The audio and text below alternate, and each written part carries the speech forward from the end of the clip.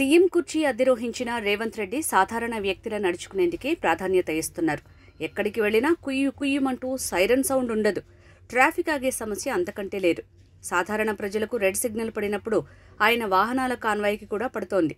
రోడ్లపై ఏ ఒక్కరిని ఇబ్బంది పెట్టకుండా సామాన్యుల వాహనాలతోనే కలిసిపోయి అందరితో పాటు ప్రయాణం చేస్తున్నారు సీఎం రేవంత్ రెడ్డి. అంతేకాదు సీఎం కాన్వాయ్లో వాహనాల సంఖ్యను సగానికి తగ్గించుకున్నారు. గతంలో మంత్రుల కాన్వాయ్లు వస్తున్నాయంటే చాలు హైదరాబాద్ నగరంలో ట్రాఫిక్ ఆపేసి సాధారణ ప్రజల్ని ఇబ్బంది పెట్టేవారు.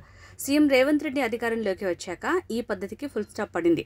మంత్రులే కాదు, సాక్షాత్తు తాను ప్రయాణిస్తున్న వాహనాల కాన్వాయ్ వెళ్లేటప్పుడు ఎక్కడా సామాన్య ప్రజలను ఇబ్బంది పెట్టొద్దని ఆదేశాలిచ్చి పక్కాగా అమలు చేస్తుండటం అందరి దృష్టిని ఆకర్షిస్తోంది.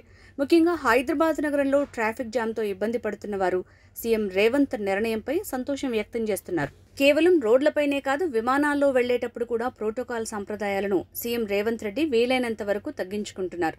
సాధ్యమైనంత వరకు దుబారా ఖర్చులు లేకుండా జాగ్రత్త పడుతున్నారు. దేశ రాజధాని ఢిల్లీకి వెళ్లినప్పుడు లేదా పక్క రాష్ట్రాలకు వెళ్లాల్సి వస్తే ముఖ్యమంత్రులు ప్రత్యేక విమానం ఉపయోగించే సౌలభ్యం ఉంది. సీఎం రేవంత్ రెడ్డి ఈ సంప్రదాయాన్ని కూడా వద్దని చెప్పేశారు. సాధారణ ప్యాసింజర్ విమానాల్లోనే అందరితో కలిసిపోయి రాకపోకలు సాగిస్తున్నారు.